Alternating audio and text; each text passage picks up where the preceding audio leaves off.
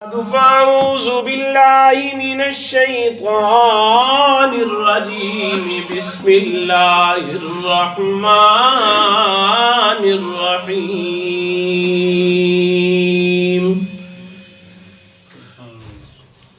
يا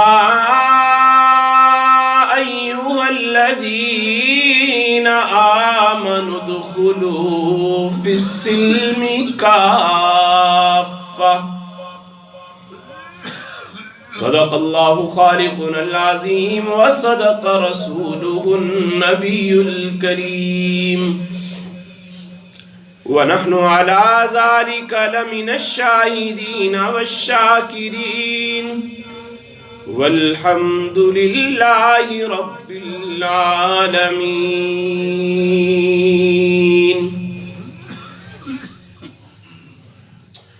سلام اس پر کہ جس نے بے کسوں کی دستگیری کی، سلام اس پر کہ جس نے بے کسوں کی دستگیری کی، سلام اس پر کہ جس نے بادشاہی میں فقیری کی، سلام اس پر کہ اسرار محبت جس نے سمجھائے،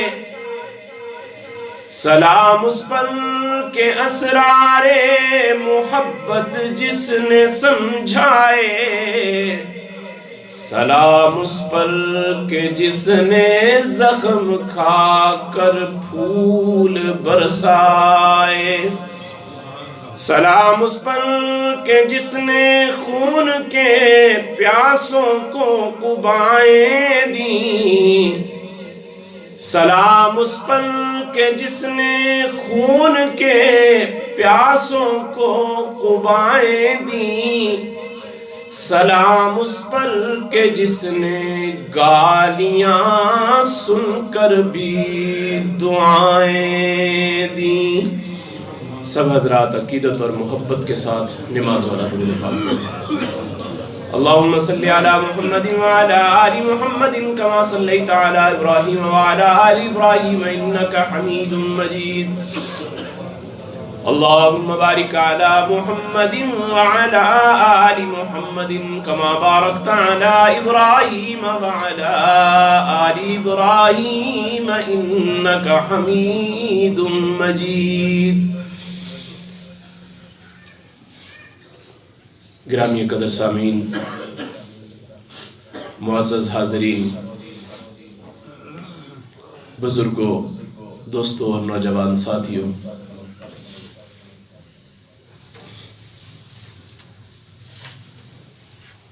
قرآن مقدس کی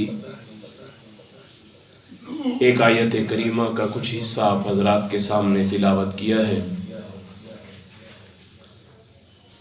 جس میں رب العالمین ارشاد فرماتے ہیں یا ایھا الذین آمنوا ادخلوا فی السلم کافہ،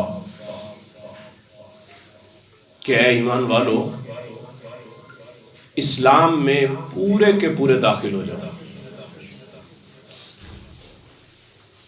یعنی اسلام کے ہر حکم کو اپنے سینے سے لگا لو. اور اسلام کے احکامات بہت سارے ہیں، ان احکامات کے اندر کچھ حقوق اللہ ہیں اور کچھ حقوق العباد ہیں، اور حقوق العباد کے اندر والدین کے حقوق، بہن بھائیوں کے حقوق، خامند کے بیوی پر اور بیوی کے خامد پر حقوق، رشتہ داروں کے حقوق، انسان بہت سارے حقوق کے ساتھ منسلک ہے، جڑا ہوا ہے. انہی حقوق میں ایک حق پڑوسیوں کا بھی حق ہے، جسے اللہ کے پیارے حبیب علیہ السلام نے بارہا تاکید فرما کر ارشاد فرمایا کہ تم اپنے پڑوسیوں سے حسن سلوک کرو. اپنے پڑوسیوں سے حسن سلوک کرو۔ ایک موقع پر تو اللہ کے پیارے حبیب علیہ السلام نے 3 بار قسم کھا کر ارشاد فرمایا، اللہ کی قسم وہ مومن نہیں، اللہ کی قسم وہ مومن نہیں، اللہ کی قسم وہ مومن نہیں۔ صحابہ تڑپ گئے کہ کون سا ایسا بندہ ہے جس کے بارے میں اللہ کے پیارے حبیب علیہ السلام یہ ارشاد فرما رہے ہیں کہ وہ مومن نہیں،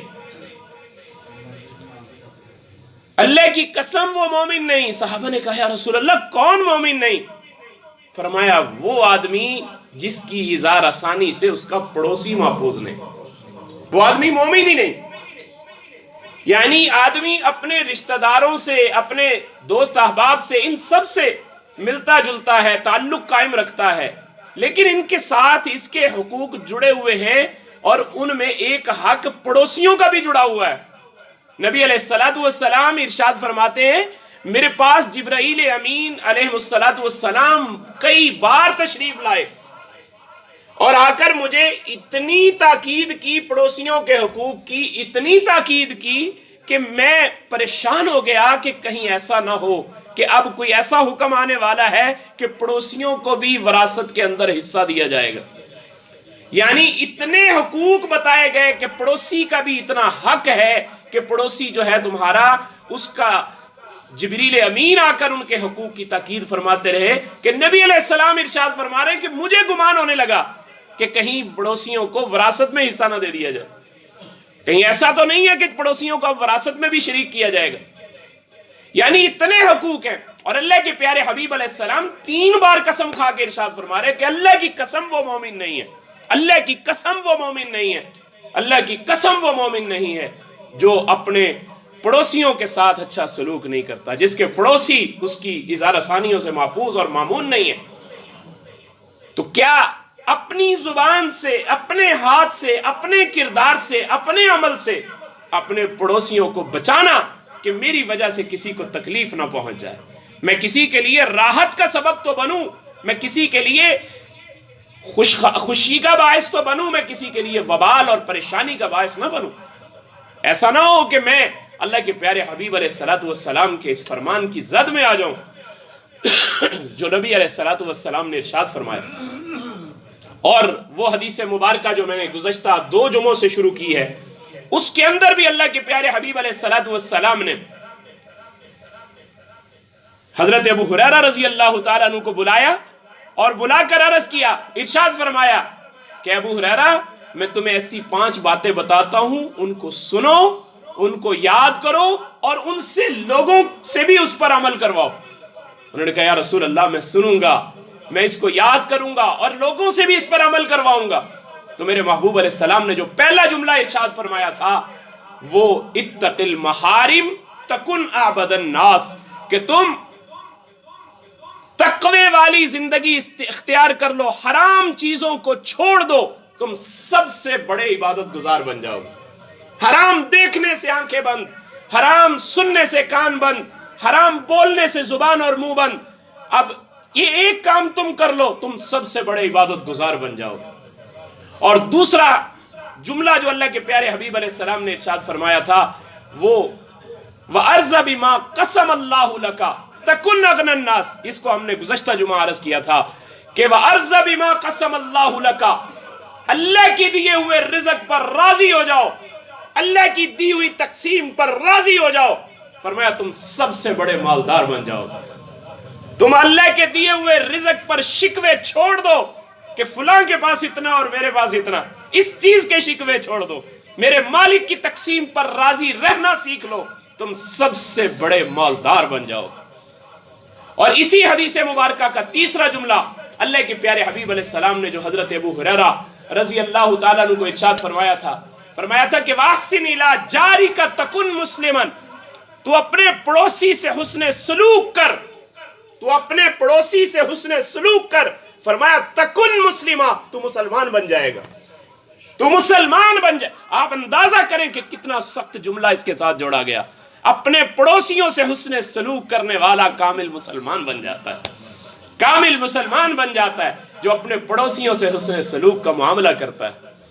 اور پڑوسیوں کے اندر رب العالمین نے قرآن پاک کی سورۃ النساء کے اندر 3 طرح کے پڑوسی بیان کیے، اور ان 3 طرح کے پڑوسیوں کے اندر اللہ کے پیارے حبیب علیہ الصلوۃ والسلام ہمیں وضاحت کر کے ارشاد فرما رہے ہیں کہ ایک تو جاری ذی القربا، ایک وہ پڑوسی جو تمہارے بالکل گھر کے متصل رہتے، اور ایک وہ پڑوسی جاری ذی القربا، اور دوسرے پڑوسی جاری الجنب،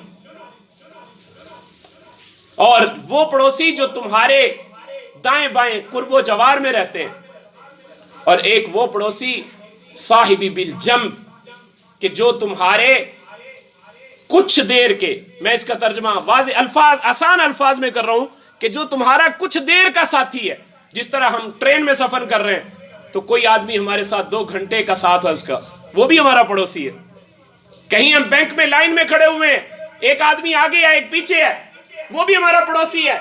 ہم جہاز میں سفر کر رہے ہیں، 4 گھنٹے کا ہمارا ساتھ ہے، ہمارے دائیں بائیں والے یہ بھی ہمارے پڑوسی ہیں. ایک تو وہ ہے جس کے گھر کی دیوار میرے گھر کی دیوار سے ملی ہے، ایک تو وہ پڑوسی ہے، اس کے بھی بڑے حقوق ہیں، اور ایک وہ پڑوسی جس کی دیوار تو نہیں ملی ہوئی لیکن گھر اس کا میرے گھر کے قریب ہے، وہ بھی میرا پڑوسی ہے. اور تیسرا وہ آدمی جو چند لمحوں میں آپ کے ساتھ بیٹھا ہے، آپ جمعہ پڑھنے کے لیے تشریف لائیں، آپ کے دائیں بیٹھنے والا، آپ کے بائیں بیٹھنے والا، یہ بھی آپ کا پڑوسی ہے. نہ جانے آپ اگلے جمعے تشریف لائیں گے تو آپ کے دائیں بائیں یہی لوگ ہوں گے یا کوئی اور ہوں گے، یہ بھی آپ کے پڑوسی ہیں کہ آپ نے 1 گھنٹہ 2 گھنٹے ان کے ساتھ بیٹھنا ہے. تو ان سب کے حقوق رب العالمین نے اپنے پاک کلام میں ارشاد فرمائے کہ ان سب کے حقوق ادا کرو. آج ہمارے ہاں ہمارے زوال کی سب سے بڑی وجہ، آپ یہ دیکھیں اہل مغرب بہت ترقی پر ہیں، وجہ کیا ہے؟ انہوں نے قرآن کے اس حکم کو پکڑ لیا ہے، پلے باندھ لیا ہے. حالانکہ باطل مٹنے کے لیے، باطل ختم ہونے کے لیے، لیکن باطل جب ایسی چیزوں کو اپنا لیتا ہے جن کو اللہ کے پیارے حبیب علیہ السلام نے ارشاد فرمایا ہے، جو اللہ نے ترقی کے راز بتائے ہیں، جب باطل ان چیزوں کو اپنے ساتھ لگا لیتا ہے وہ دنیا کے اعتبار سے ترقی کر جاتا ہے. آپ کہیں یورپ میں چلے جائیں، جہاں 3 لوگ اکٹھے ہوں گے فوراً لائن بنا لیں گے. کسی بھی کام کے لیے کہیں کھڑے ہوئے ہیں، 3 لوگ اکٹھے ہوں گے لائن بنا لیں گے تاکہ کسی کی حق تلفی نہ ہو. اور ہمارے ہاں کیا ہوتا ہے؟ دھکم پیل ایسی ہوتی ہے کہ ہر آدمی یہ چاہتا ہے کہ یہ پیچھے چلا جائے اور میں اس سے آگے بڑھ جاؤں. ہر آدمی اپنے حق کی دوڑ کے لیے اپنے دوسرے بھائی کے حق کو ذبح کرتا ہوا نظر آ رہا ہے، اور اپنے حق کے حاصل کرنے کے لیے اپنے دوسرے بھائی کے حق کو چھینا جھپٹی کر رہا ہے. آپ اندازہ کریں حجر اسود جیسی قیمتی عبادت، ہم نے کبھی غور کیا؟ وہاں جا کر ہم بوسہ لینے کو بڑا مارکا سمجھتے ہیں کہ میں نے بوسہ لے لیا، میں نے اتنی بار بوسہ لیا. اور بھائی کیسے لیا؟ کبھی بتایا اس بات کا؟ میں نے 50 لوگوں کو تکلیف دے کے حجر اسود کا بوسہ لیا ایک سنت عمل کرنے کے لیے. حالانکہ وہی اگر آپ استلام کر لیتے، حجر اسود کے برابر میں کھڑے ہو کر یوں اس طرح ہاتھ کر کے آپ اپنے ہاتھوں کو بوسہ لے لیتے. میرے محبوب علیہ الصلوۃ والسلام اس چیز کی بشارت دے چکے ہیں، تمہیں اتنا ہی اجر ملتا جتنا کہ تمہیں حجر اسود کو چومنے کا اجر ملتا، اتنا ہی اجر ملتا. لیکن ہم نے کیا کیا؟ میں نے ایک کو ادھر دھکا دیا، ایک کو ادھر دھکا دیا، 4 کو پیچھے پھینکا، اور پھر جا کر میں نے حجر اسود کا بوسہ لیا اور اپنے آپ کو ونر سمجھا کہ میں جیت گیا، میں نے حجر اسود کا بوسہ لے لیا، میں بوسہ لینے کے اندر کامیاب ہو گیا. میرے بھائیوں، اللہ کو ایسی عبادت پسند نہیں ہے، ایسی عبادت اللہ کو پسند نہیں ہے کہ جس میں دوسرے مسلمان بھائی کا حق تلف کیا جائے، جس میں دوسرے مسلمان بھائی کو تکلیف دی جائے، جس میں دوسرے مسلمان بھائی کو پریشانی کے اندر مبتلا کیا جائے. اللہ ایسی عبادت کو پسند نہیں فرماتے. اللہ کے ہاں وہی عبادت پسند ہے جس میں آپ ایک دوسرے کے حقوق کا خیال رکھتے ہوئے، ایک دوسرے کے حقوق کا خیال رکھتے ہوئے آپ دوسرے کو ترجیح دے رہے ہیں. میرے بھائی آپ تشریف لے آئے، اس سے کوئی فرق نہیں پڑے گا، 1 2 منٹ 4 منٹ سے کیا فرق پڑے گا. لیکن اگر آپ اس طرح سے اپنی زندگی گزاریں گے، یقین جانیے گا یہ جنت کا نمونہ دنیا پیش کرنا شروع کر دے گی. آج ہم میں سب سے بڑی خرابی یہ ہے کہ ہم میں سے کوئی آدمی بھی دوسرے کے حقوق دینے کے لیے تیار. اپنے حقوق کا مطالبہ سبھی کرتے ہیں، مجھے میرا حق ملنا چاہیے، ہر بندہ اپنا حق مانگتا ہے، لیکن اس چیز کے لیے کوئی تیار نہیں ہے کہ میں بھی کسی کا حق ادا کر دوں، میں بھی کسی کا حق ادا کر دوں. امام ابو حنیفہ رحمۃ اللہ علیہ کا ایک مجوسی پڑوسی تھا، آگ کی پوجا کرنے والا، مسلمان بھی نہیں ہے. آپ سے قرض لینے کے لیے ایک دن آ گیا کہ حضرت مجھے کچھ قرض چاہیے. اب یہ قرض ایک ایسی چیز ہے کہ جو نیک لوگ ہیں، اہل اللہ ہے، وہ سمجھتے ہیں کہ قرض دینے کا بھی ایک اجر ہے، قرض دینے کا بھی ایک اجر ہے. ایک مرتبہ اللہ کے پیارے حبیب علیہ السلام نے ارشاد فرمایا کہ جو بندہ قرض دیتا ہے کسی کو، اس کو اتنی رقم سے 10 گنا زیادہ اللہ صدقہ کرنے کا اجر عطا فرماتے ہیں. جتنی رقم اس نے دی ہے اس سے 10 گنا زیادہ رقم صدقہ کرنے کا اللہ ثواب عطا فرماتے ہیں. تو صحابہ نے عرض کیا یا رسول اللہ، قرض تو اس کو واپس مل جانا ہے، قرض تو واپس مل جانا ہے، اور جو صدقہ کر دیا وہ تو واپس نہیں ملے گا، لیکن اس کے باوجود قرض کا اجر اتنا بڑا کیوں ہے، کیوں اس کو اتنا اجر مل رہا ہے؟ تو نبی علیہ السلام نے ارشاد فرمایا اس لیے کہ قرض لینے والا آدمی جب قرض لینے کے لیے کسی کے پاس جاتا ہے تو وہ مجبور ہو کر جاتا ہے. جب آپ کسی کی مجبوری کے اندر اس کے کندھے سے کندھا ملا کر کھڑے ہوں گے، الانسان عبد الاحسان، وہ بندہ ہمیشہ آپ کا احسان مند رہے گا کہ اس نے میرے ساتھ بھلائی کا معاملہ کیا. تو اللہ کے پیارے حبیب علیہ السلام کا یہ فرمان اہل اللہ نے اپنی زندگی میں اپنایا ہوا تھا. امام ابو حنیفہ کے پاس ایک مجوسی آ گیا، حضرت مجھے قرض چاہیے. حضرت نے دے دیا جتنا اس کو چاہیے تھا، قرض لیا، جو وہ مدت تھی اس کی وہ پوری ہو گئی، جو ٹائم طے ہوا تھا وہ وقت مقررہ پورا ہو گیا. حضرت اس کے پاس تشریف لے گئے اور جا کر کہا کہ بھائی وہ قرض لینے کے لیے اب جب دروازے پر گئے تو دروازے پر جانے سے پہلے ایک مسئلہ پیش آ گیا کہ اس کی دیوار کے پاس نالی میں پانی بہ رہا تھا، گندگی تھی اس میں. حضرت کو پتہ نہیں چلا، حضرت کے جوتوں کے اندر وہ گندگی لگ کے جوتے جو تھے اس میں ملوث ہو گئے، جوتے کے اوپر غلاظت لگ گئی.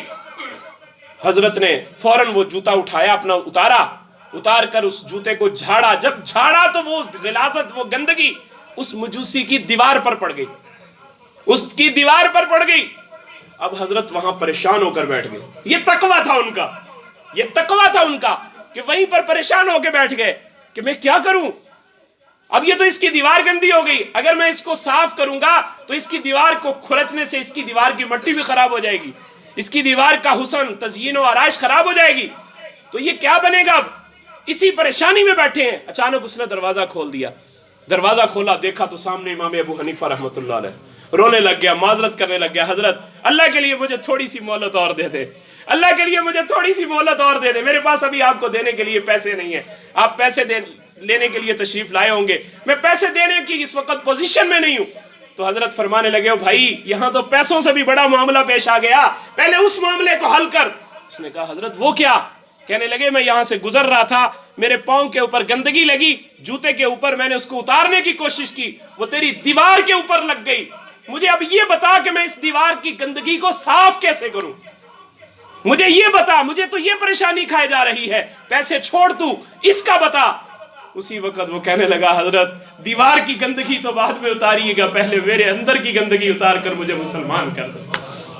میرے بھائیوں، جب ہمارا یہ کردار تھا، ہمارے غیر مسلم پڑوسی بھی ہمارا کردار دیکھ کر مسلمان ہوا کرتے تھے.